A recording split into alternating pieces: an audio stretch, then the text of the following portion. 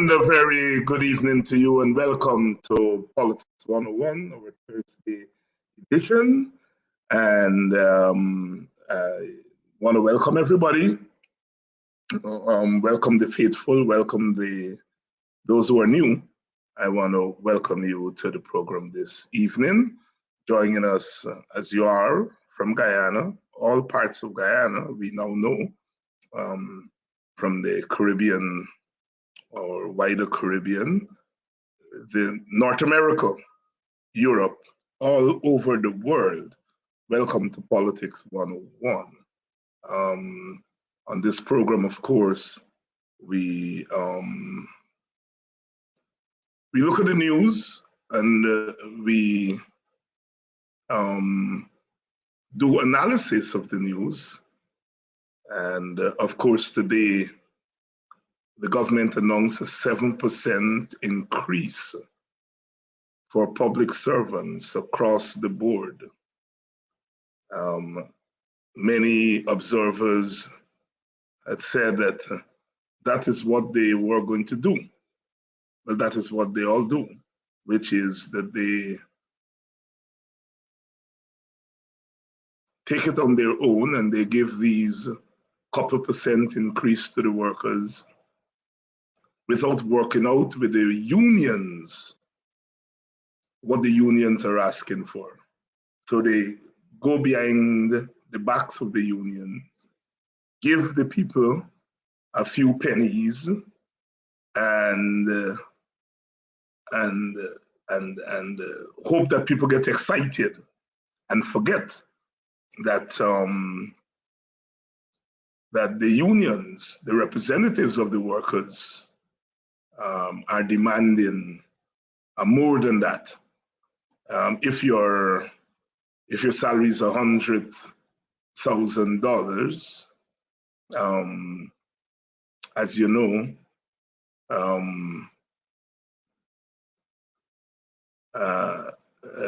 7% of $100,000 is not much. And they said they're going to give it retroactively. Again, that's not much, you know. It's $7,000 if your salary is $100,000. It's $7,000 if your salary is $150,000. As 7% is $10,000, $11,000. If your salary is $200,000, it's just $14,000. There's not a lot of money you're talking about here. Not a lot of money. Not a lot of money. And they try to sweeten the workers up, you know, in time for Christmas. And they say they do it retroactively. And what that means is that you're going to get an extra $84,000. If your salary is $1,000, you'll get an extra $84,000 on your paycheck next month. Now, I don't know whether they're taxing that increase. Obviously, they are. But Lincoln Lewis, the trade unionist, is on, and we're going to be talking about that with Lincoln. What this, from the trade union standpoint, from the standpoint of the workers, what this increase means. Does it mean anything? So hold tight. Before we bring Lincoln on, we are going to have the Honorable Sherwin Holder, who is no stranger to this program. He has been nominated for the chairman of the PNC, the position of chairman, and I think I noticed vice chairman and maybe a couple of other positions. But Sherwin is going to join us, and he's going to make his pitch as to why he should be elected to a high office in the PNC. Of course, there are scores of people, well, dozens of people who have been nominated, and that race is very heated, especially the top of the ticket. And I think Sherwin has come out for one of the candidates at the top of the ticket. But we'll talk to him about that. Welcome down, everybody. share the link, do what you're supposed to do to let others know that we're on. And we're going to be dealing with a hot issue, which is the government's 7% increase to the workers. You know, numbers sometimes sound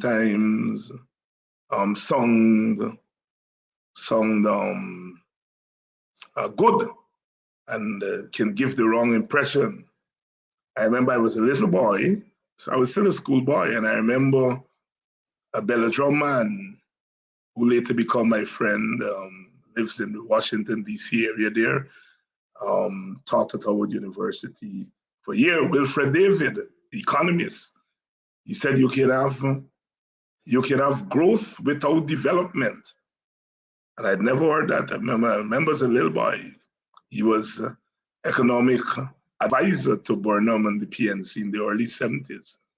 And he talked about growth without development. You know, they say the economy grow by so. Did that growth translate into development? Did that growth translate into a change in the quality of life for the working people? Those are the questions we like to ask nowadays. Economists talk about what's behind the numbers. What's behind the numbers, Belford? Long time. Wilfred David, Belladrum man. We had a lady here. I know she's on the program. She's usually on. I think her name is Terry-Ann Grenville from Belladrum. And well, everybody know everybody. Martin know Martin in the village, so I'm sure she would have, even if she has never met Wilfred David, she would have heard about Wilfred David, the David family. I have a friend, Jasper Adams, his brother Jonathan Adams. Their parents are from Belladrum, El Dorado area there too. Quite a village, as those villages on the West Coast Berbice are,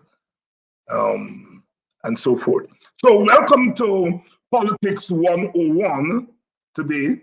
And the Jack Dio said that they're going to audit the money that they didn't want to audit. And Lincoln Lewis released an op-ed today in which he took a look at that issue. Will the audit recoup the money that we've lost to ExxonMobil? We'll talk about that. It's good when we can pressure these people. We can pressure them to change their minds. We can pressure them to do things differently. But we have to be very careful that they don't, do sleight of hand. Now you see me, now you don't see me, trick. But that's why we have the experts to talk to us about those things. So, Politics 101 is on tonight. Let me welcome Sherwin Holder, young member of parliament from the Essequibo Coast. Sherwin, welcome to Politics 101.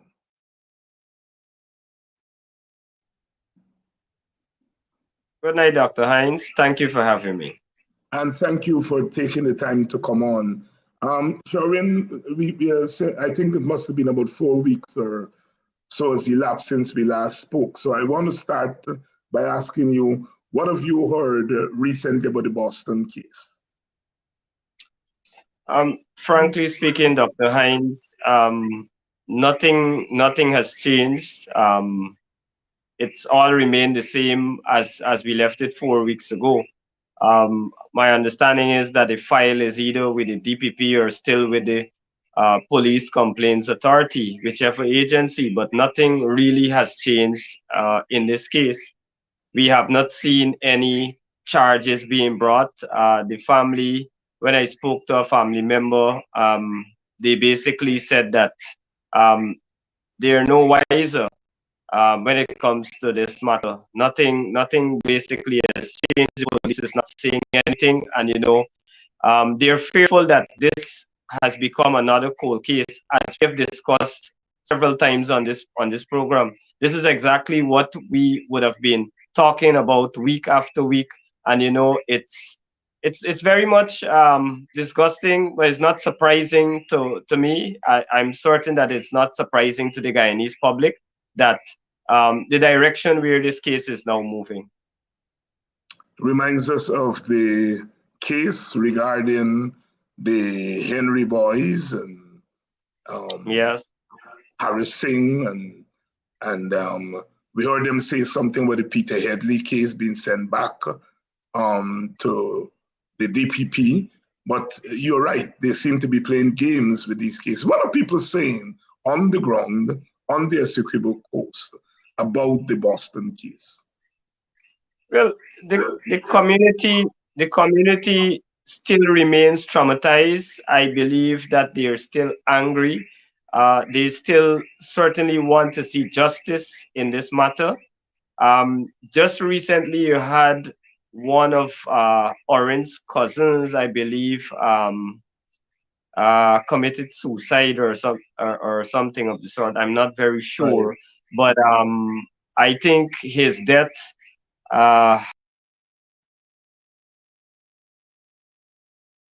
It seems we've lost Sherwin. He's coming back. Yes, go ahead, Sherwin. Yes, I was saying this death, this murder, this execution certainly had a negative impact on the family. As I don't know if you're aware, but one of Oren's cousin, I believe, committed suicide. I'm not certain what the reason was, but persons from the community are saying to me that Oren's death certainly affected the other family members. And so they really want to see justice in this matter. The entire region is concerned about this matter and would like to see justice, but it seems as though justice is quickly eluding us. We'll have to look at it. We'll have to continue to apply the necessary pressure to the police force and to the government, to the minister, and see where it goes. But as far as I know, nothing has changed in the last couple of weeks, Dr. Hines. And no, this is the first time I'm hearing of another tragedy in the family. And I just, on behalf of the Politics 101 family, to extend our condolences to the family on the tragic death of another family member, As we would say, it's all house but no house. And, people often do not think about the effect that these high-powered murders have on immediate family members. We tend to look at the political impact and not... Exactly. And that is what I was saying. I would recall on your last program, I believe, I said counseling his wife, counseling the family members. Yeah, we seem to be having some bad connection here with Sherwin. Let's hope that it improves. Let's hope that it improves so that we can hear from the young man. So there you have it. Not in the news, but the family suffered another tragedy, according to the Honorable Member of Parliament. Unfortunately, a death in the family of Oren Boston.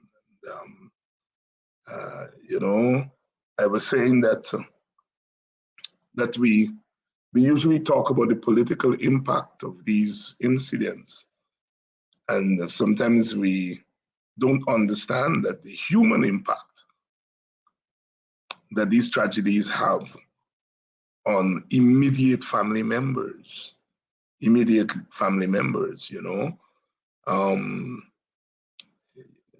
I understand that my brother Kedaki has been dealing with the question of rape on his program, and it's something that all of us need to be concerned about. Every day you open the papers, somebody's charged for rape, somebody's getting off for rape. And when you begin to have those kinds of tragedy in the society, then it is time to take stock. We talk politics, we do political advocacy, but sometimes we don't. We don't get to deal with the human issues. We'd have to try to get some social workers on to the program here to talk about some of the issues that fall below the radar in our country. We read about them in the papers, as we said, but don't know the real effect that they're having on people's lives. Welcome down to Politics 101. We're chatting with Representative Sherwin Holder, member of the National Assembly for the Coalition. I think we've got some technical problems and we've lost him for a minute. And then later on, we'll have Lincoln Lewis, who's going to talk about the trade union issues. Mr. Holder is back. Yes. Sharon, we seem to be having some technical problems there in the course. Yes, I'm happy that I'm on again. Okay, thank you much. Tell you what, Sharon, so let's pivot to the big issue that you wanted to talk about, we want to talk to you about this evening, and that is your candidacy for high office in the People's National Congress. I know you've been nominated for chairperson, and I think I saw deputy chairperson. Is there any other position you were nominated for? Central executive, as a central exec member also. How many groups nominated you? I didn't get the exact number, to be honest, but quite a few. Quite a few within my region and also in various other regions, Georgetown, Region 5, a number of other regions across the country. Wonderful, wonderful. Let me ask you this. I mean, if I were a delegate for the PNC and attending Congress and looking at the various persons who have been nominated for high office, why should I be thinking about voting for you as a candidate for the central executive and possibly chairperson or vice chairperson? Okay, Dr. Hines, I believe I can bring the kind of managerial and organizational skills to the seat of the chair. When you look at, there are a number of persons that were nominated, and I don't want to throw any shade at them, but I want to differentiate myself from the others, of course. I have a rich track record, experience, if you can put it, in organizations and organization management. Hold on for a minute. Mr. Moderator, I think they're saying no sound, Dr. Hines. Can you check that, Mr. Moderator? The sound? Go ahead, Sherwin, while the moderator is trying to ensure that we do have sound. We have sound. Okay, thank you, Dr. Hines. Okay, I've been working before entering mainstream politics. I've been working with a foreign company for the past 10 years. And during that stint, I've served at various levels.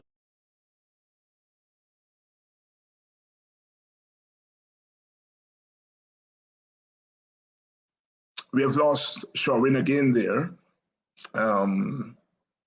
We've lost Sherwin there. There seem to be lots of problems from that end.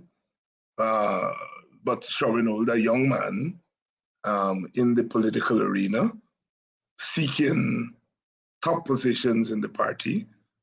There have been a lot of calls for the elevation of young people to high office in the political parties and in the country as a whole.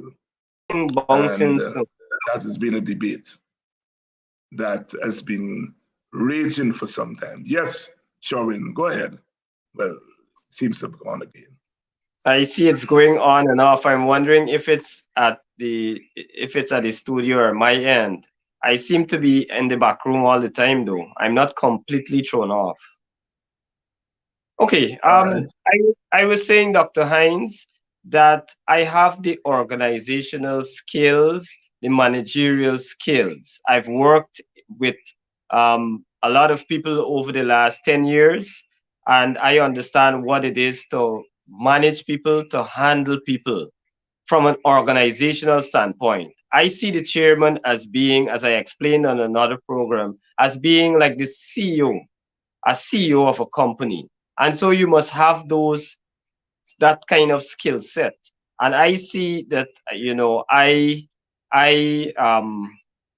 am better placed than the other candidates when it comes to managerial, my ability to manage, my ability to handle people.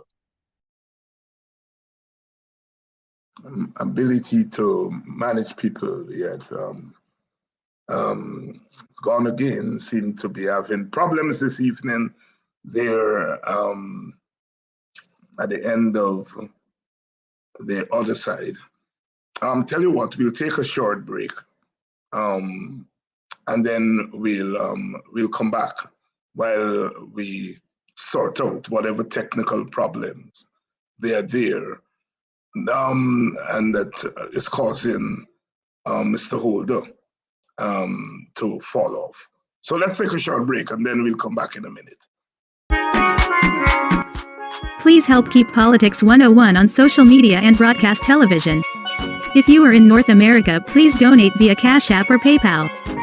If you are in Guyana and the Caribbean and don't have access to Cash App and PayPal, email your pledge to dhines6106@aol.com and we will direct you how to get your donation to us. Thank you in advance for your donation.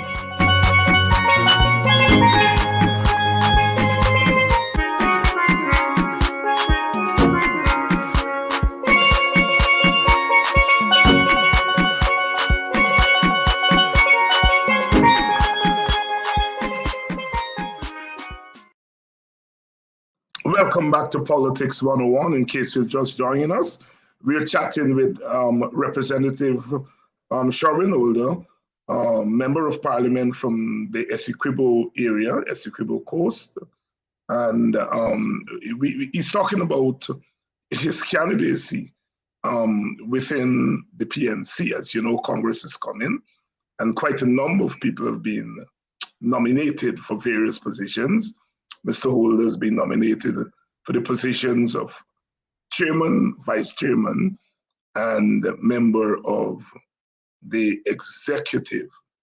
And he is making his case, but we seem to be having some problems at his end.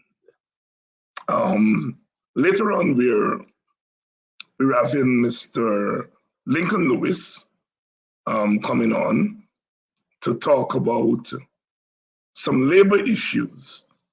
As you know, Ashley Singh today announced that workers would be getting a 7% raise, 7% raise, and that will be retroactive.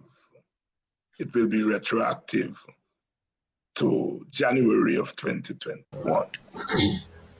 Dr. Hines Sherwin is on audio alone. Currently getting some video problems with him. So okay. He's on the phone. Okay. All right. Sherwin, go ahead and continue making your case.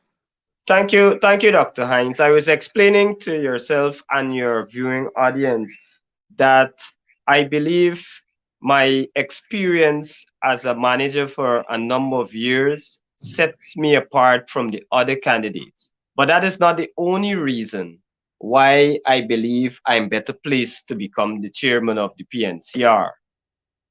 I have a rich educational background.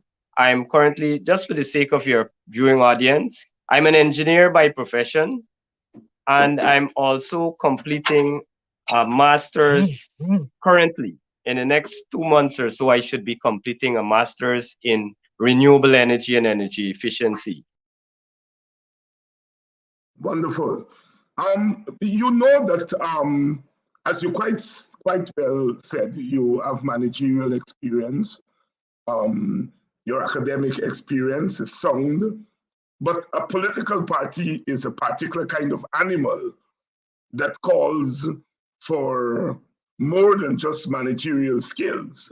As the chair of the party, you will be second in command to the leader.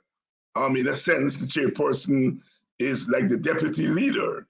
Do you think that you're ready for that kind of responsibility?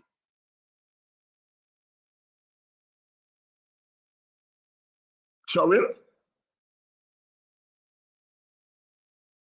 Having some difficulty tonight. Yes, I didn't get your last comment. No, I was saying that you're right. You have managerial skills, sound education, but you know that a political party is a particular kind of organization that calls for a particular kind of skill set, a particular kind of knowledge set. The chairman of the party is in effect the deputy leader of the party. And do you think you're ready for that kind of responsibility? Dr. Hines, certainly. Certainly. I might be young, but I would urge your audience, I would urge the delegates not to be afraid of youth. 65% of the population, around 65% of our population is youth. I firmly believe that if we were, while we were in office, if we were paying more attention to the youth, then we would have certainly been in a better position.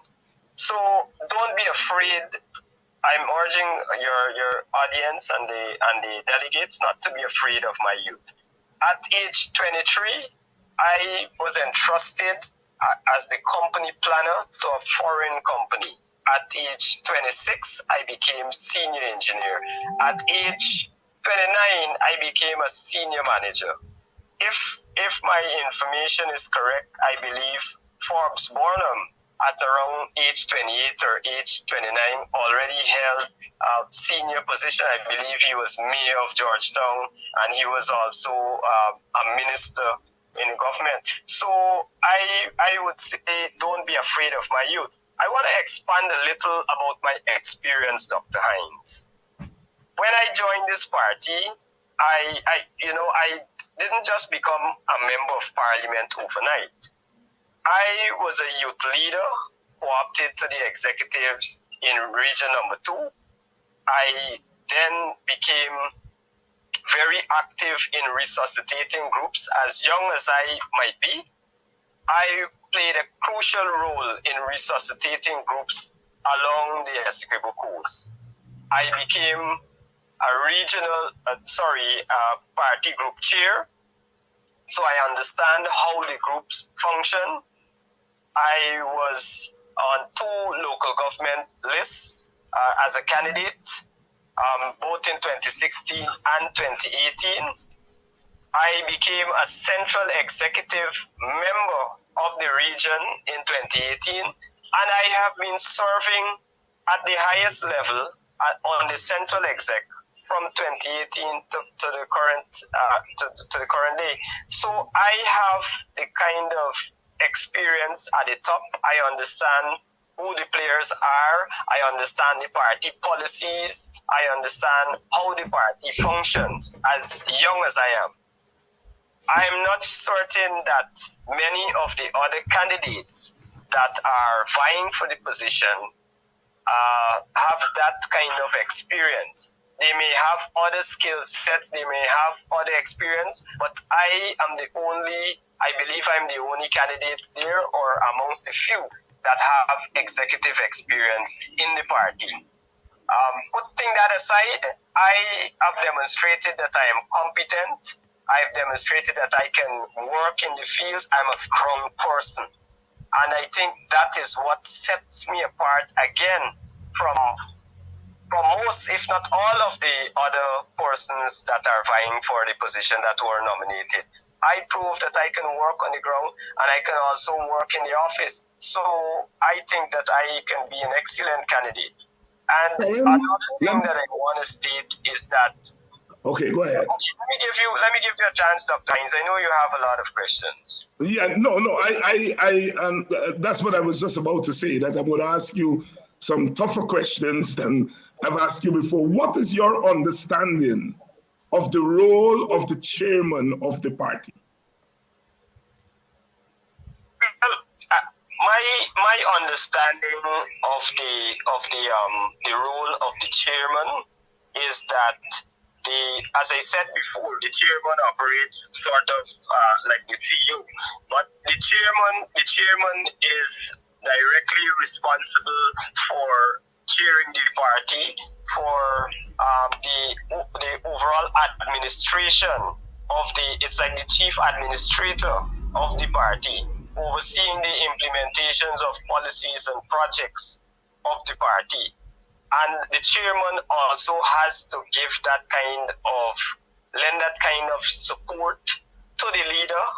And in my opinion, while the chairman might have his or her own vision, that vision should be colliding, for want of a better word, with the leader. If you have a chairman that has a totally different vision from that of the leader, then you can run into problems. I'm not saying that they must have the same vision, but you can certainly run into problems there. So the chairman must be very supportive of the leader and able to establish that link the leader to the other executives. And that is how I see the major role of the chairman functioning. The current chairman is the Honorable former Minister Valda Lawrence. Is there anything that Valda set in place that you would like to continue? Is there anything that, if you become chair, you would like to do differently? There are a number of things, and I would want to thank Comrade Valda Lawrence for her stewardship as chair. I think she has been an excellent chair. She's a powerful woman, a very strong leader, somebody that holds the fort together below the leader. But there's always room for improvement. I think we're in the 21st century, and I believe that the party now has to embrace technology, especially. I would want to make a lot of advancement in terms of technology. I would want to push for us to engage more on these platforms. There is no longer groups have to go into a room. All the members have to be at one place to conduct a meeting. Of course, the face-to-face, nothing beats face-to-face. But if you embrace technology, I think the party can be more connected to the base, to those persons on the ground. So that is an area where I would certainly push as a youth. Dr. Charles, youth are very tech savvy, and so I would want to push that information technology policy to the party. So in effect, you are going to be an activist chairman.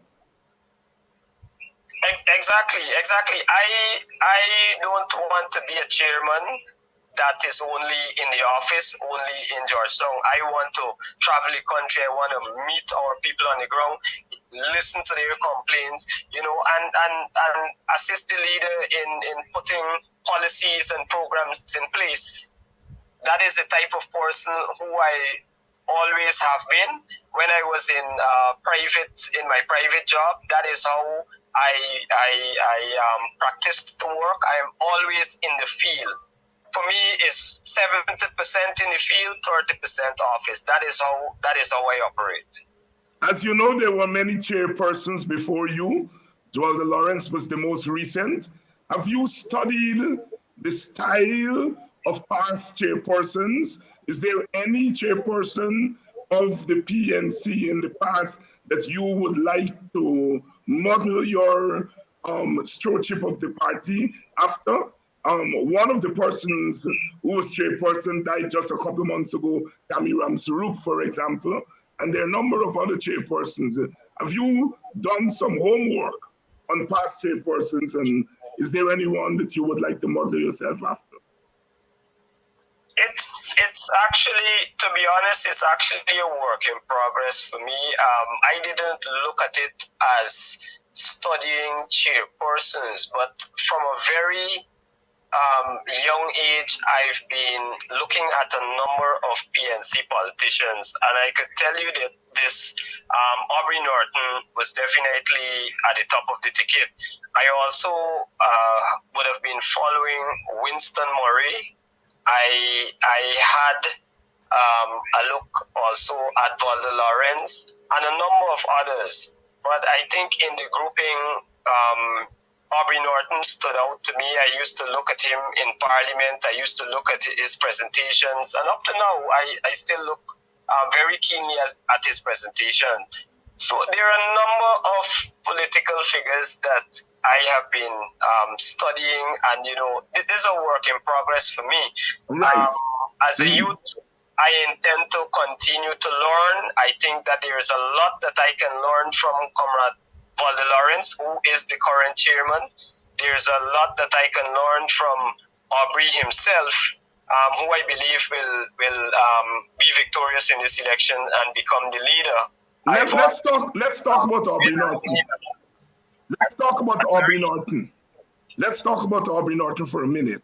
You said that you are an admirer of Norton style and so forth. What is it about Norton that you admire?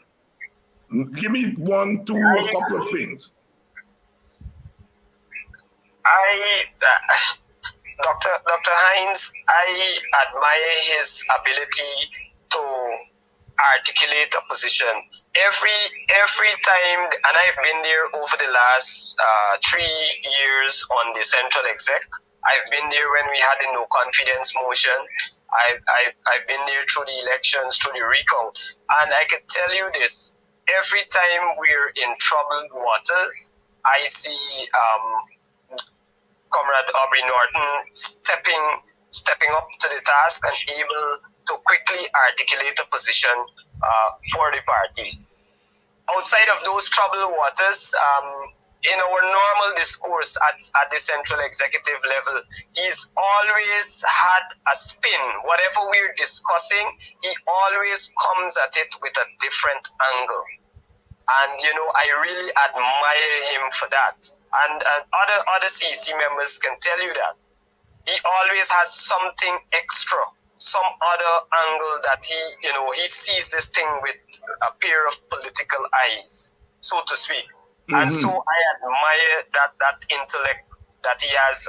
I know he has a lot of experience also, so it comes with experience also. So I think that is what I admire of him. I also admire the fact that he can put on a shirt and tie and be very diplomatic, or he can take it off and hit the streets and be amongst the ordinary people. I admire him for that also. You have politicians when they get into office, or when you hold certain office, you feel that you're up there and you don't want to meet with the grassroots people. He's not that type of person. He's a person that is always on the ground. So I think that is why we mesh so we mesh so well, because I can say that I am that type of person too, that like to be on the ground. So I think that is why we have that great kind of understanding, and that is why I admire him so much. Sharon, let me ask you a couple of political questions. And you can answer or not answer. There's no doubt that the PNC is at a critical juncture. It lost office last year. We may quibble about the circumstances under which office was lost. But the party now has to regroup, and it has to face some hard realities.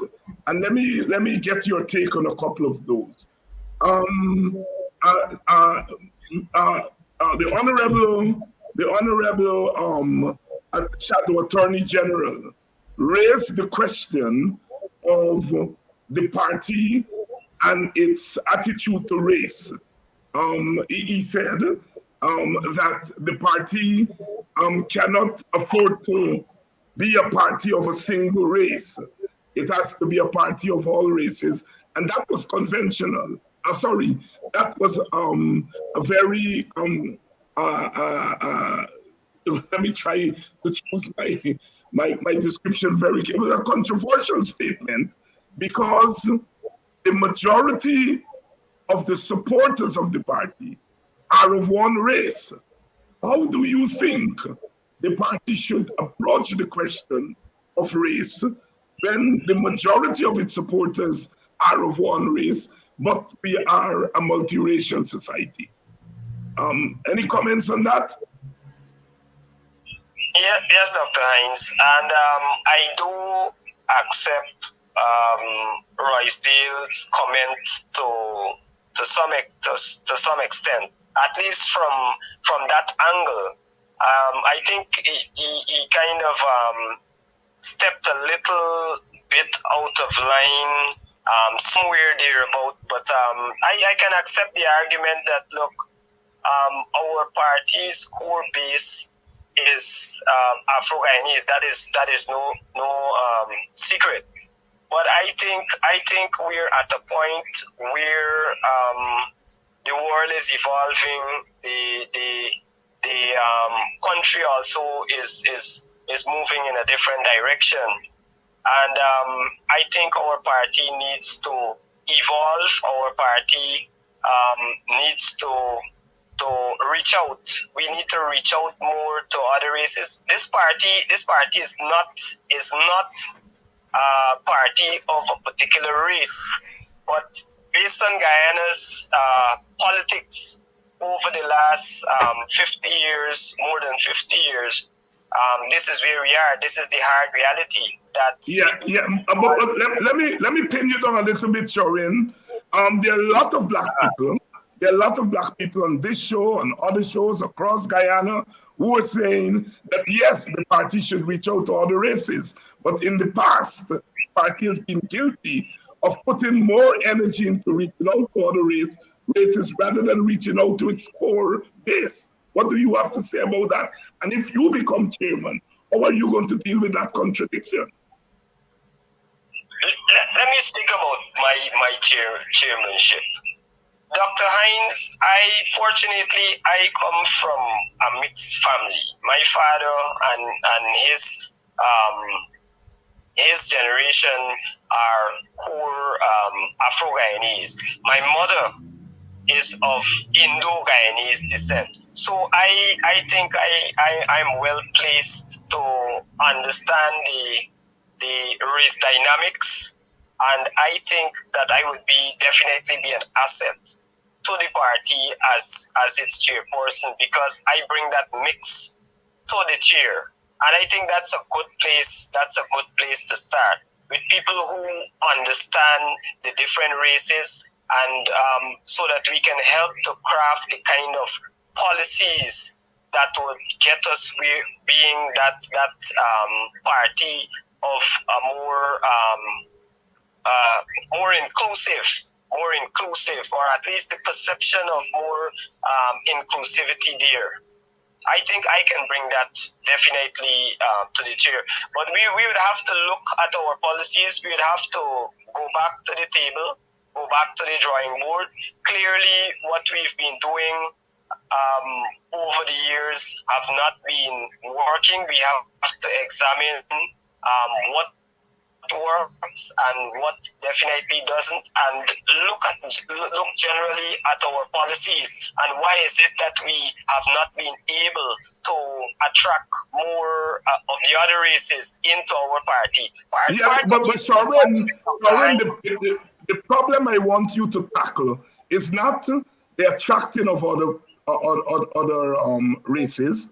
One cannot fault David Granger, for example, for reaching out a lot to Amerindians and to some extent to East Indians.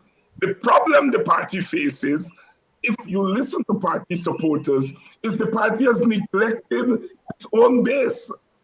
And I want to know, as chairman, how are you going to balance the two? How are you going to reach out to other races while paying attention to your own base? Dr. Hines, that is true. That is absolutely correct. You have to fix your. My thing is that you have to fix your home before you look to fix those out there. So the first task has to be to fix our base, to pay attention. Our base have certainly been at least they feel neglected. At least sections of them. So we definitely have to reach out to our own base and fix our home first.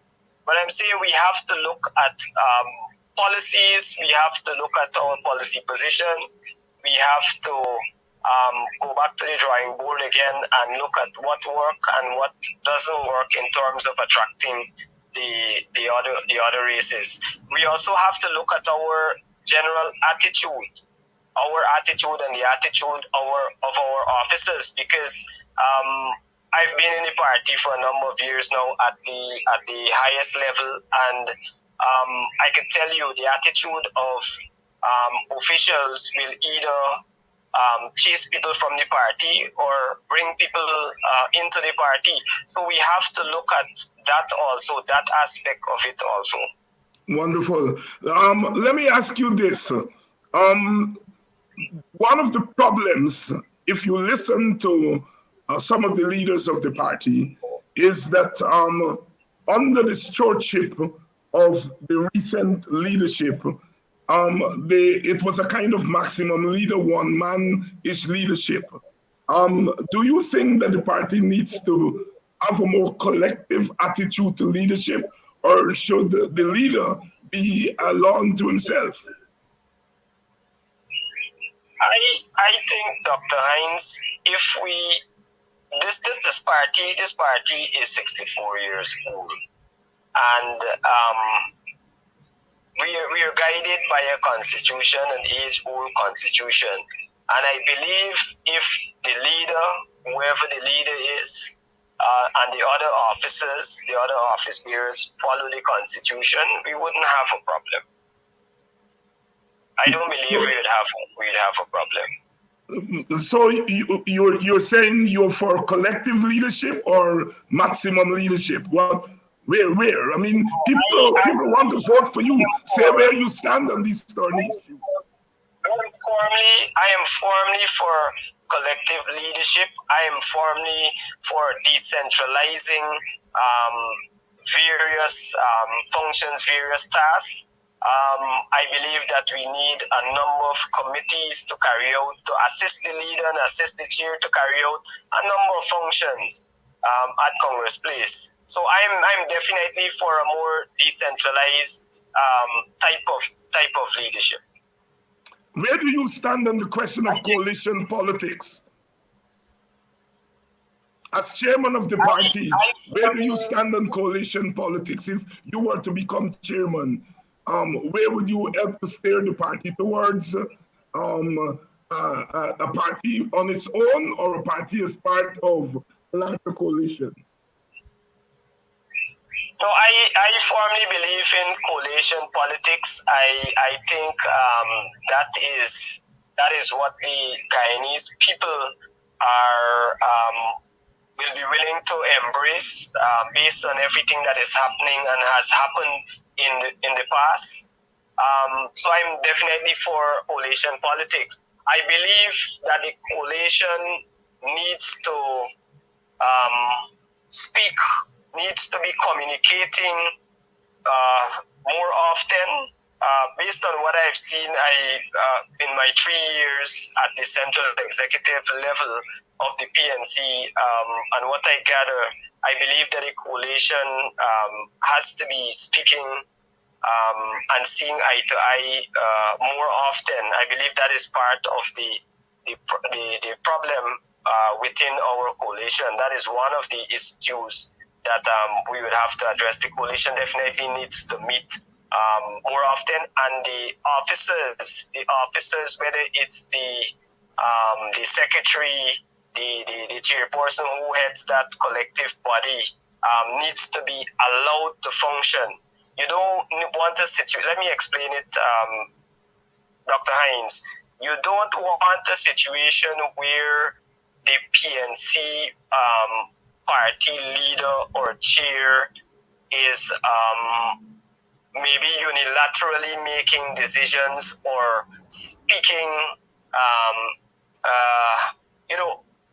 directly across the floor to the other coalition members. It can happen, yes, but you need to allow that body, that coalition management body, to function. If we are saying that the chairman for the PNC will chair that coalition body, then the chairman needs to be allowed to function within that coalition, and not the general secretary or other senior officers within the PNC giving directives, if you understand what I mean. I understand very clearly what you're saying. Let me ask you another big question. Do you believe the opposition leader in parliament and the leader of the party should be the same person?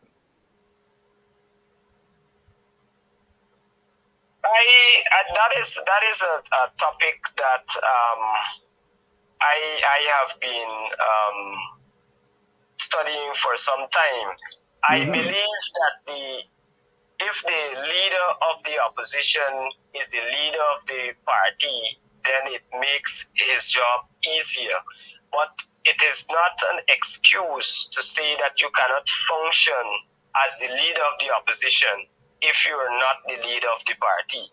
So I am open to it. I am warm to the idea of the leader of the opposition. I'm leaning in that direction rather. The leader of the opposition being the leader of the party, but I don't want it to be seen as an excuse for not functioning the way you should as the leader of the opposition. If you become the chairperson or the vice chairperson, you would be one of the youngest persons holding that position. How are you going to use your office to bring young people genuinely into the leadership of the party? And by leadership, I don't mean leading position.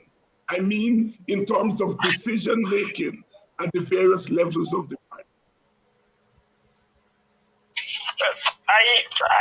If I become the chairman or the vice, I will definitely be in a position of authority to help to craft certain policies for the party.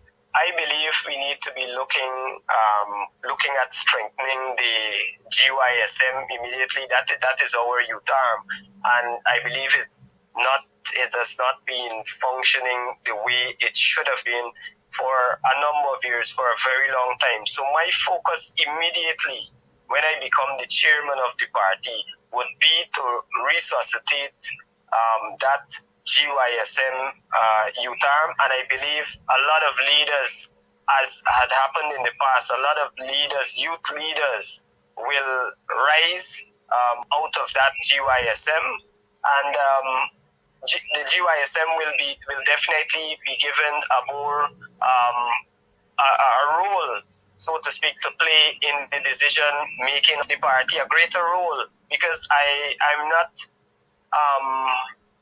don't think that they play the kind of role that they should have been playing over the last for the longest while. So I would see a strong GYSM playing a pivotal role in the party's decision making, and I'm certain that lots of leaders will emerge through the GYSM. That would be the first area that I would want to work on in terms of youth. And very definitive answer there of resuscitating the youth arm of the party. Sharwin, as you know, Mr. Lewis is waiting to come on. I would love to speak with you more, and over the coming weeks, feel free to come back. You're a member of this family. Let me leave by asking you this question. How is the campaign going? Are you managing your own campaign? Do you have a campaign manager, or are you part of the Aubrey Norton team? Are you campaigning as part of the Aubrey Norton team, or by yourself? I am campaigning. I'm campaigning in my region. I'm campaigning also out of my region. One colleague said to me that he thinks that I'm at a disadvantage being way in region 2. But I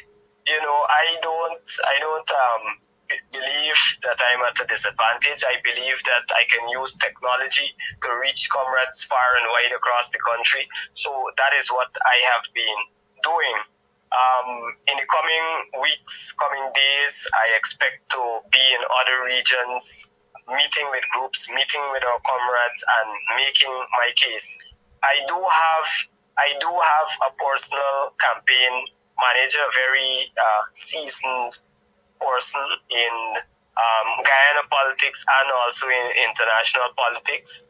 I have several persons that are advising me on this campaign, and I believe it's coming well.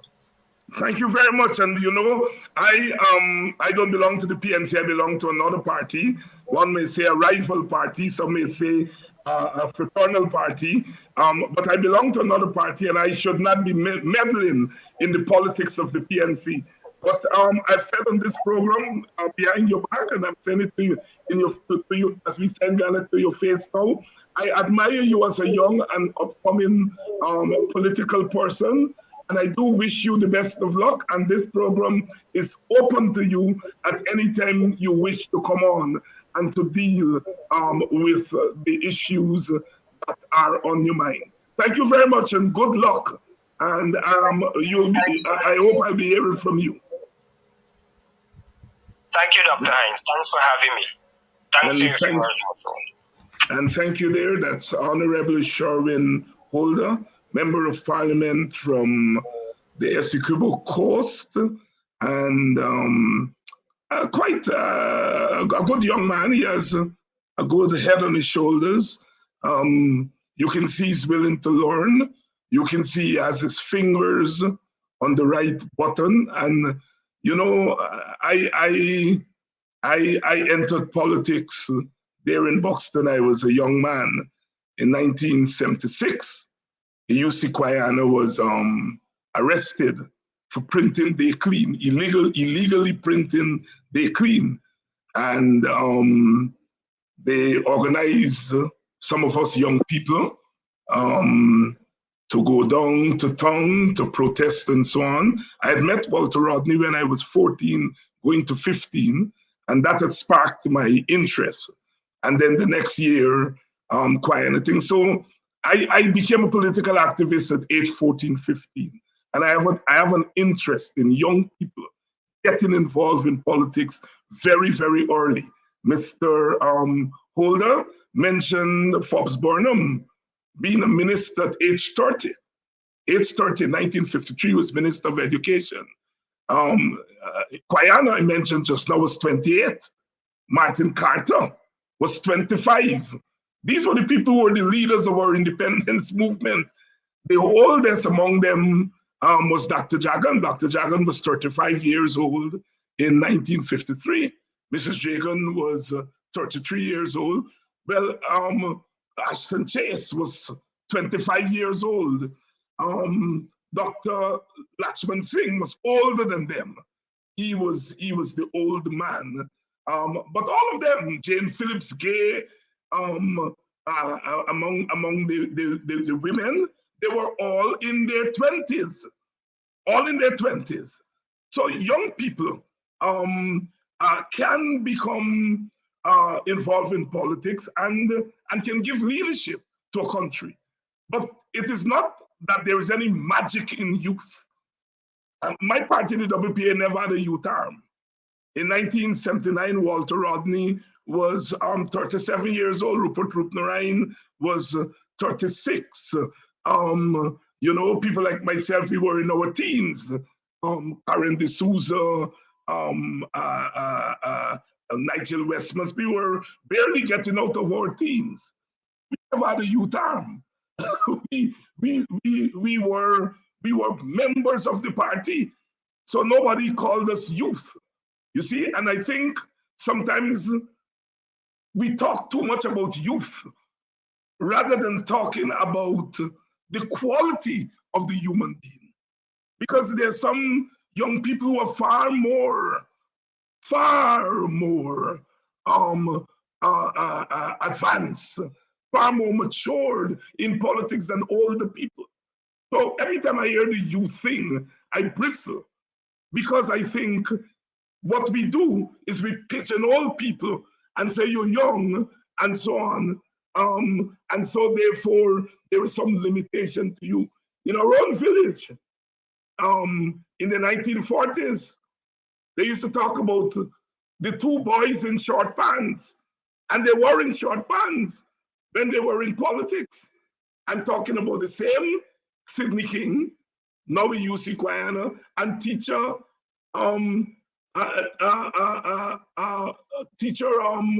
Martin Stevenson. They used to call them the two boys in short pants, and they were leaders in the village.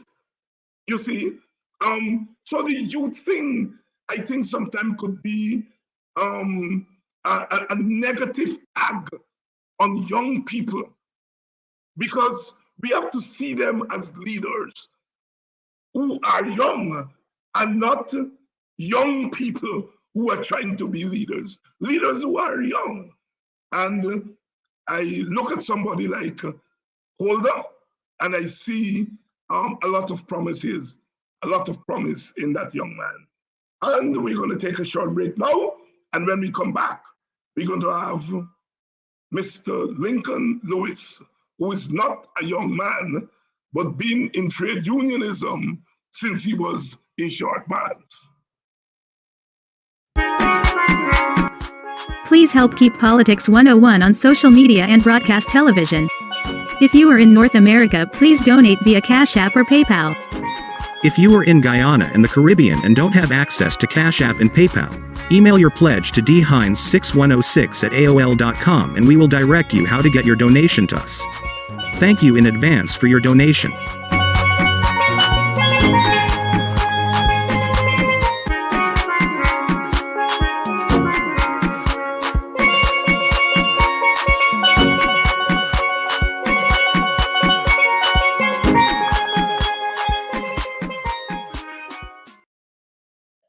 Welcome back to Politics 101. I see in the audience tonight Hazel Pyle, and if it's the person that I think it is, she's from Paradise, Bachelor's Adventure. I had the privilege of speaking at a couple of meetings with her in this past campaign. She's a PNC person, diehard PNC. From the Pyle family there in Bachelor's Adventure, Paradise. And, you know, I got some roots there. You know, my father, John Clark, is a Paradise man. You know, when I go to Paradise and I see ladies in Paradise, I just ask them, who's your family? Because, you know, in Boxer, we just say, Paradise get 5 family. Jackman, Blackman, Bacchus, Pyle, and Clark. I may be missing 1 or 2. Quite a tight-knit village, you know, I am proud to have 1 foot there in Paradise. Hazel Pyle, welcome to the program. All right, we're ready now for Mr. Lincoln Lewis, and we are waiting for him to come on. Mr. Lewis. Mr. Lewis. Comrade Hines, how are you? Comrade Lewis, I am doing fine. I was saying just now that these young people like to say they're youth, and that I like to say they're leaders who happen to be young. What's your take on that? You are right. You are right. Very right. Yes, yes, yes, yes. When you get into trade union, you come from a trade union family because your daddy was a trade unionist, right? So you can tell me you were a trade unionist since you're born. But at what age you start to represent workers there at Linden where you were working? I was a sharpshooter. I was a sharpshooter 23. There you go. And explain to our audience what a sharpshooter is. Sharpshooter is the first line. In the first line, sharpshooter is being the first line of the trade union. The man who is a sharpshooter. And you know, I'll tell you what, the sharpshooter movement is the strongest, ought to be the strongest movement in the trade union, because that's the movement that does the day-to-day education and representation. Over the time, it has come now where people are afraid to be sharpshooted. So when a grievance occurs, the person looks for the president of the union. Even in the past, you had the sharpshooter, you had the branch committee members, which you have a branch chairman or a president, branch secretary, vice chair, assistant secretary, treasurer. They used to meet and discuss matters. In the bauxite bauxite union, at the time you used to meet like nearly every Wednesday afternoon. You meet to the branch people will meet and discuss what are the problems across the bargaining unit. No, they don't do that now. You know, and those things were voluntary.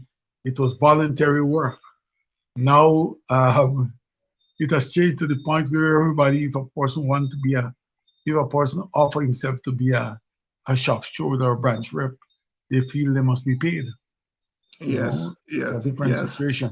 And that movement is the movement, this sharpshooter movement, even in Britain, the sharpshooter movement is strong, where they determine what action should be taken. It is not the president of the union and the general secretary and those guys who determine the sharpshooter. Who determine the sharpshooter.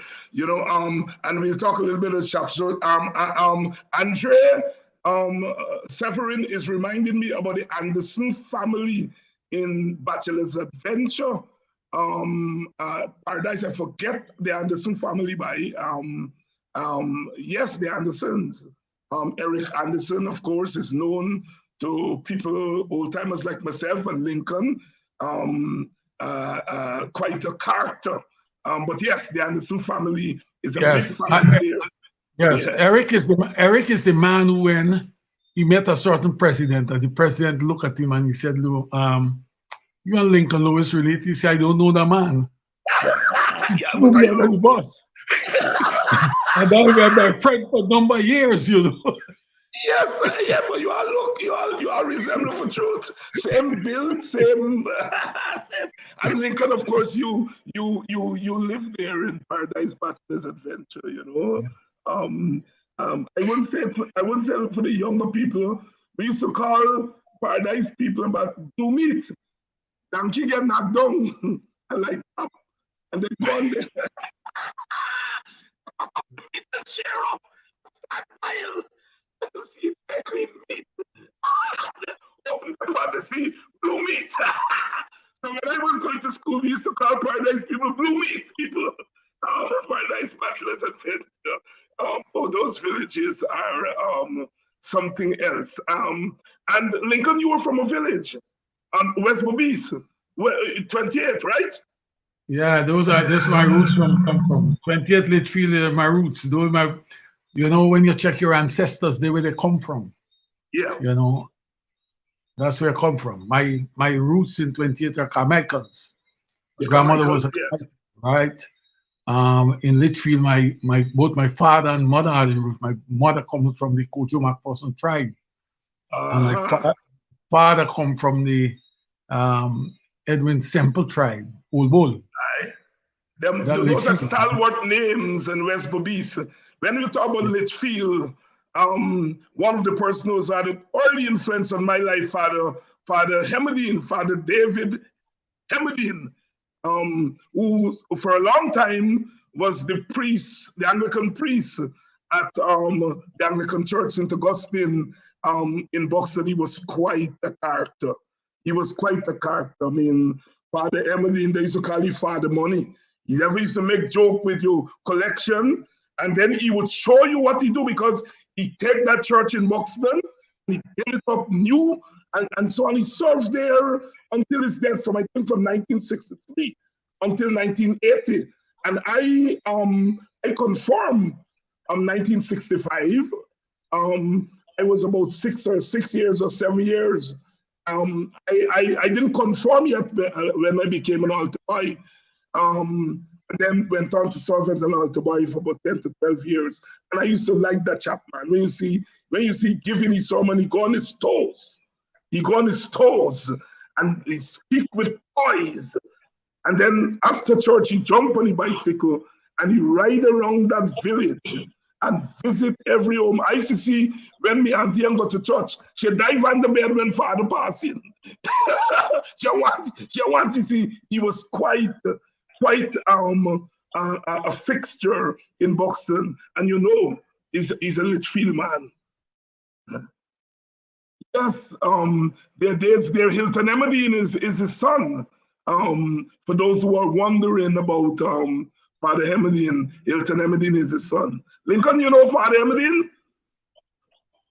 Yes, I do. I do. Yeah. He was quite a chap.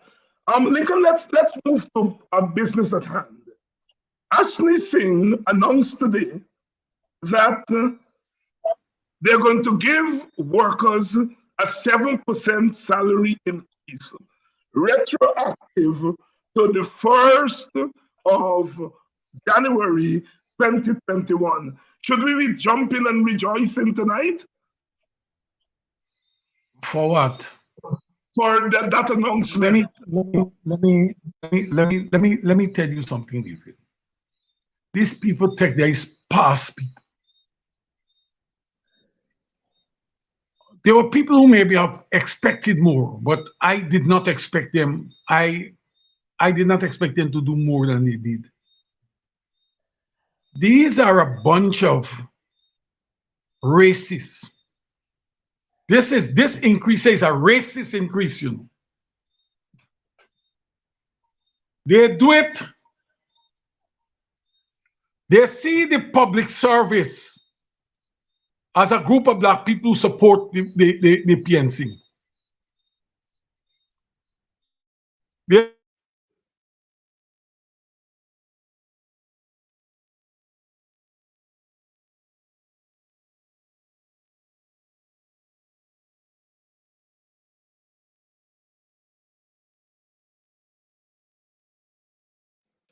We seem to be having some problems with our connections here tonight, and Lincoln was warming up there. I hope he comes back soon.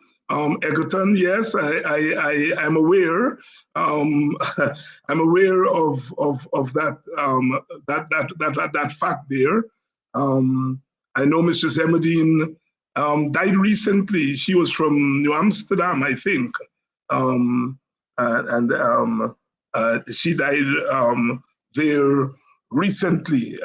But Father Hemedine, he served at Bartica before he came to Buxton, and was quite a fixture in the Anglican community. Good night to everyone, and thanks for coming down to Politics 101 tonight. We're waiting on Lincoln to reconnect. Mr. Gordon, good night. Shelly King, good night. George Annan, good night, good night, good night to everyone. Tammy Gibbs, yes, because most public service employees are African Guyanese, most, and that's where Lincoln was going there. Having shared a lot of money to sugar workers, $250,000, you're giving 7% now to public servants. David, I'm back. Yes, continue. Yeah, these people give the sugar workers $250,000. Those who receive the terminal benefits already. Last year, they didn't give the public service anything. This year, they decide that they're going to give them, and they had the temerity to say they're not going to get an increase in 2020. These people who walk around, who tell you about democracy, tell you about rights and rule of law and all these things, have refused to negotiate with the unions in the public service.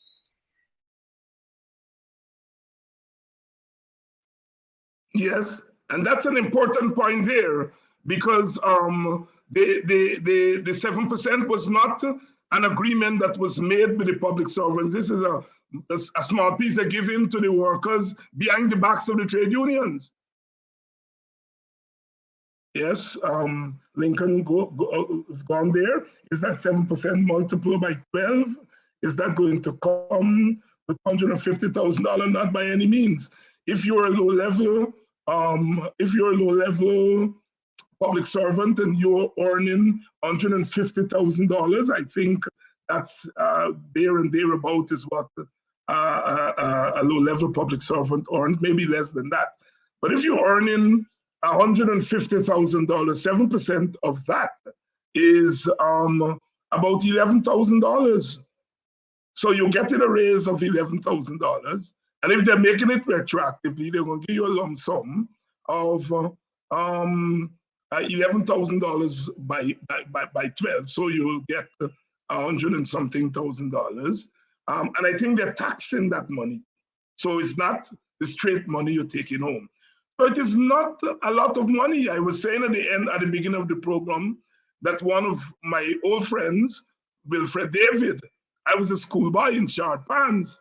When I heard on the radio Wilfred David talking one time, he was then in the early 70s. He was an advisor to Prime Minister Burnham and the government on economics. And I heard him use the term growth without development. And he explained that you can have growth, you can get a big number, but that does not translate into development. You can hear a country has a growth rate of 5%, 6%, 7%, 8%. But it does not mean that the country is developing. In the same way, you may hear 7% and say, what? That's a big number. But when you look at it, it is not a lot of money. As Lincoln says, it's an I-pass. It's really an I-pass. Lincoln is on the phone now. Yes, go ahead. All right, go ahead, Lincoln. Yes, they decide that they're going to give to you know all these people that need to run this country, they're on campaign mode all the time. They are going to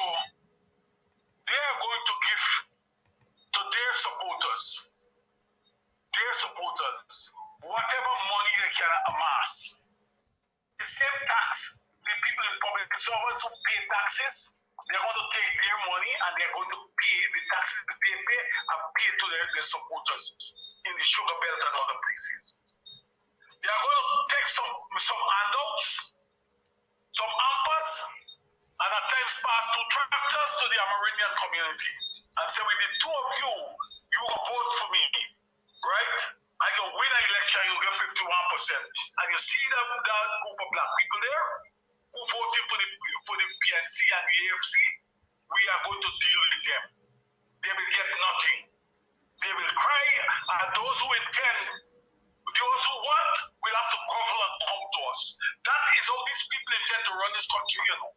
Yeah, Lincoln, let's talk some. We have to tell them that we know what they're doing. Yes, let's talk some. These people are in breach of the ILO Convention 151, which is dealing with collective bargaining in the public sector, right? 87, right? And 98 of the ILO Constitution. The ILO Convention, let me tell you what. They don't care. They don't see any other union in this country as important Bogao. They don't see any other union. She said, to hell with the rest of you. You can talk from now till the top come home. The minister, he started to work for Gao long, you know. He not look after nobody else's. We have the issue of the people who were terminated by BCGI last year, January. You have in front of you, these people were terminal benefits were not properly calculated. He's not addressing them. Lincoln, let's talk some specifics here. Because they're voting, but they didn't vote for them. Yes. And we have to take a stand on this issue. Yes, Lincoln. We have to take a stand on it. We can't. Lincoln. Let me tell you something. This thing we're talking about unity and we need not do this and we need not do that. We have to throw those things overboard. Let me tell you something. If those slaves did not revolt, if they did not fight in a certain way, I would have been born in slavery. Yes, yes. Still existing. Lincoln, how much money do they owe the public servants right now? How much money have they given what you have bargained for 2020? They refused to meet with the public service union since they came to power in 2020. These people don't have no damn regard for anybody. Any Right. law, any rule. So- And those people who are governing and going to them and joining them and helping them to clean up their image. These people are equally responsible for the state of workers in this country. So how many percent? How much money the workers are asking for? What's the percentage raise that the unions are asking for? The union has not had the opportunity to go to the table with this government. Yes, but I know they haven't had the opportunity, but they must have the package that they're asking for. Let me say to you, David, you have a position. You can request, well, in this business, when you meet to the table and they put their position, the other side, the management put the position, or the employer put the position, you will at that time refine what your position will be and what you would like to see based on the evidence. But let me ask you, we have not had that opportunity. you've not had that opportunity, but I want the audience to get a sense of the lay of the land from the perspective of a trade unionist. What percentage will bring the workers up to what is called a living wage? Let me tell you what needs to be done, David. You need to have new wage bands in this country. Let me give you an example when we say new wage band, what we're talking about. This is an oil producing country.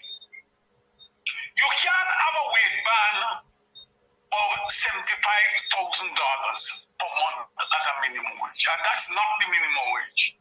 The minimum wage in this country, official minimum wage, is 44 something, is the official minimum wage in this country. That is what is being paid to workers walking around, working on Regent Street and other places. Right? You need a minimum wage which says, a wage band which says, for instance, a policeman is entering training school. He must get $120,000. What does he have now? What does he get now? Right? What does he get now? 70 something he get. 70 something yet. Right. Yes, I want us to talk figures because I want our audience to understand this 7%, what it accounts to. A low-level clerk, a clerk in the ministries, what they're getting. They're getting 70 something too. So 7% of 70 something work out to just a couple $1,000s. Yeah. And do they tax this increase that they're giving? I don't know. The guidelines have not yet been issued. I don't know if they will tax that. But I'll tell you what, it is negligible. I want to tell you, David, I have seen people in the public service who have got master's degrees and working for $118,000 a month. Those are the numbers I want our audience to know. Right? This seems bad. And, you know, if these movements are taking place, I disagree with how the coalition handled the increases. But they give significant increases over the years. They came in and they met a minimum wage of about $40-something thousand, and they moved it on to $70-something thousand in 5 years. In 4 years they did that. Right? All that I'm saying to you, we need something that is significant enough. We need to sit with the employer, need to sit with the trade union and determine what a living wage or a wage that the public service need to carry. As I said, that we are looking at what can be reasonable. Is like a man who is a policeman entering the training school, he must get $120,000. When he's successful, he must go to about $150,000. Let me tell you why. Those are people you're asking to go to when we go to bed in the night, to walk the streets and protect our property and our lives. If you can't pay them something that is decent, how will they be able to discharge their duties? Unlike man of the person in the public service, who you turn to work at 8 o'clock in the morning, if you don't decide to pay them something that is decent, they will not perform. They will not perform at their optimum. We have to do something about it. Anything, let me tell you, you can't get even a one-bedroom house, a proper one-bedroom house, for less than $50,000. If the policeman get a wife and a child, we would. And then you tell them that they're taking bribe. They're taking bribe. You causing them. You sending them to take bribe. Lincoln, there are two things that are wrong with this 7%. First of all, it is not an agreement with the union. Second, it is well below the demands of the union. Third, it is a drop in the ocean compared with what is given to other categories of workers. Am I correct on those three things? Yes, you are correct. You're correct on what they're doing. The fourth one is that it's racist. But it's yes, Lincoln, let me take you back. And for what it is, it's a racist act. And that's how I see this government. This is what I talk when I talk about economic genocide in the African community and African base. This is what I mean. These are the acts of this government. This government takes state resources, the people's resources, and attack the black community. They take the coffers, they use the coffers of the consolidated fund and attack the African community. They take the laws and they attack the African community. Everything they're doing to destroy the African man. That is what. Don't take this thing like this thing is not about balancing of a budget. This is about developing what we call a consistent program to not alienate, but to destroy a people. That's what they're doing here. And when they give you this what we call it, this back pay, it's Christmas time. All the children looking on the television, they will have to run and go. The parents will have to take that money, run and go to Regent Street, or run and go to where their friends and spend it at their friends, and they take it back in another way. That is what is taking place here. Lincoln, they're giving 400. They said they set aside $400 million for frontline workers. How do you see that? Should we jump for joy for that? For what? For what? Let it go on audit Exxon. And let me see what we can get. We could have got from that. Put that in perspective for us. Put that in perspective for us, Lincoln. Let me tell you something. David, this thing that insult to people, what these guys are doing, right? What they come out with today, they are very structured in what they do. 2 days ago, they come out and they say, we are going to audit Exxon. Your audit when the stipulated period gone, there's nothing you can get from it. All you can get is some numbers. We're going to pay people to do that, but then we will not be able to even if Exxon had padded the books in any way, there's nothing we can get from that, right? That's so satisfy us. It's to tell us, give them a chance, they're going to do it, right? And now they come 2 days after, they throw this out and say, we're going to give public servants this, right? And we're going to give frontline workers that. People have been asking for it all the time. People have been asking for a decent wage. You decide you're not going to give them. You're not going to talk with the union. You decide that you are going to give them what you feel they must get. But when you're doing that, when the sugar workers jump about anything, you sit with GAO to come to a resolution of how much you must pay. Right? Only one union matters. Only one union matters. You know what these people did? Let me tell you what they did. The Guyana Bauxite and General Workers Union has a agreement, a recognition agreement with Cyril's Taxi. It's the first one in the industry. Cyril's come and challenging some things, and you know what they did? They decide that they are going to terminate the recognition agreement. No part of the law. I write them and ask them, show me in the law, which law, which section of the law give you the authority to do so. They said they can't show me what area, but they tell me they have deliberation over it. Deliberation is not the law. You know why they did it? Because GAO is going into oil. So you don't want no other union inside there. That is how these people behave.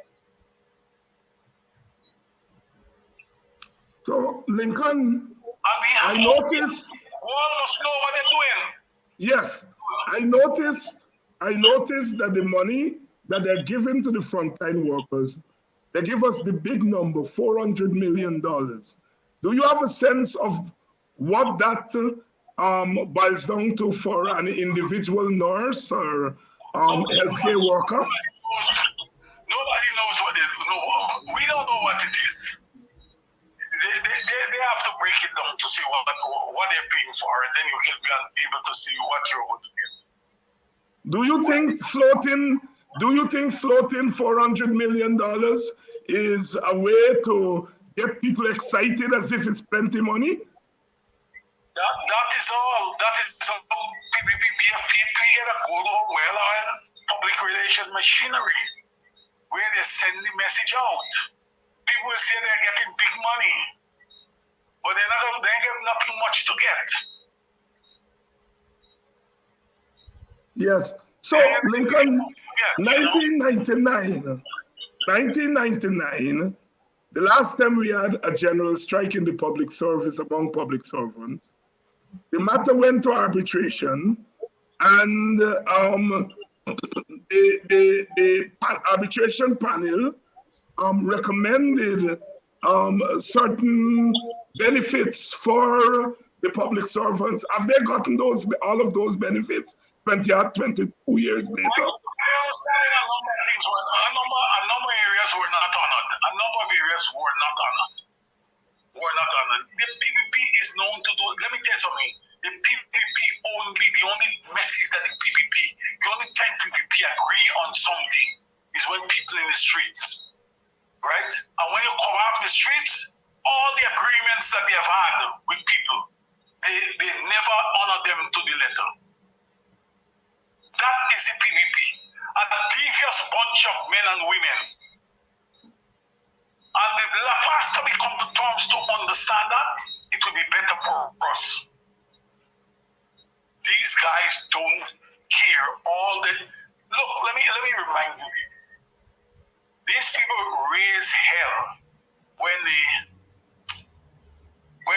coalition raised their salary, right? Timing, I consider timing was bad, and I consider that it was not right at that time. I believe more should have been given to the public service in lower than the public service level. They said they won't take it. But you go in the pocket, you go in the envelope and they didn't send it back. I thought that when they came to power, when the salaries that they considered to be super salaries, they would not have taken those salaries. They would have cut the cabinet pay. All these ministers pay. They didn't do it. These guys are about money. And what they mean that nobody else must get but them. And they will give to you what you feel, what they feel you should get. That's what they mean. Lincoln, one of the viewers has written this, which is a good segue to the question I'm about to ask you. Yesterday, I attended a rally with the local 1199 union in Manhattan. They were all frontline workers. The workers want a new contract. They worked through the pandemic, taking care of their residents. Now, the for-profit administration doesn't want to recognize the workers. The unions have to stand with their members. I want to put that question to you. I hear everything that you're quarreling about. You are the General Secretary of the Trade Union Congress. Are the unions prepared to stand with their workers and to make the demands for the things that they want? These frontline workers are members of the Guyana Public Service Union. What I am doing here is goading all of them to go in. And so long they're prepared to fight, I'm prepared to stand with them. I stood with the public servants in 1999. The union that I represent is not represent workers in the public service. But we stood there in two ways.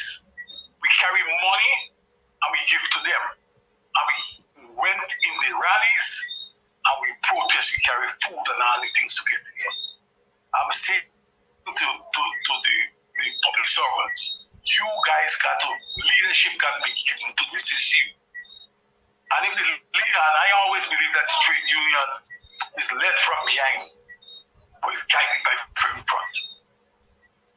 People got to prepare to fight. Let me tell you, one of the problems with Guyana and the public service, the people in public and teaching service, let me tell you what. I'm glad that the person raised the question. You can't strike and believe that you must get paid when you strike.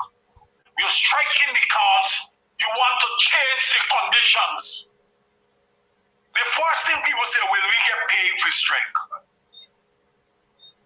Go there and fight for better conditions. This thing not happen overnight. I always believe that. Chrysler lost his job when he started to organize workers. Leaders got to start understanding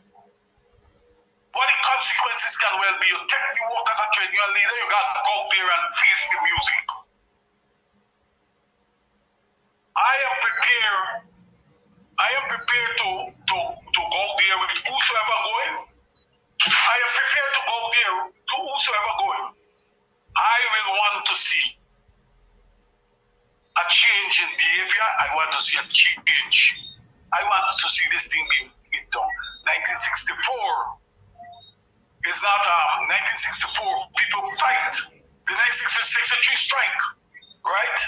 People strike. They didn't get paid for it. They make sacrifices. We all have to make sacrifices. We all have to make sacrifices, and we got to stop this way of not wanting to make sacrifices, but we want to get results. Is the PSU back in the TUC? No, they're not back in the TUC. But the TUC is prepared to give solidarity to the Public Service Union and the workers if they take action. The TUC, I'm going to tell you something. Since I have been a member of the TUC, even before General Century, there's no union in this country that can say that they had a problem and they come to the TUC and the TUC did not join them, did not give solidarity in some form or the other. Even GAU, in the 1970s, when they had a clash with the government of with the Farm government, the TUC stood with them. And I want to tell you something. Since I am at the TUC for all the years, I remember well, under the PNC government, be it Burnham or White, there's not a time that the GAU asked for duty-free concession to motorbicycle and motor cars and other things, right? That the TUC has not championed it, and the Burnham and Ike government has given those things to them. You see, under this government here, under the PPP, if you're not a PPP or you can't go cap begging as a union, you will never get anything from them. That's all they behave. We're running out of time, Lincoln. What is your message to workers in the face of this announcement?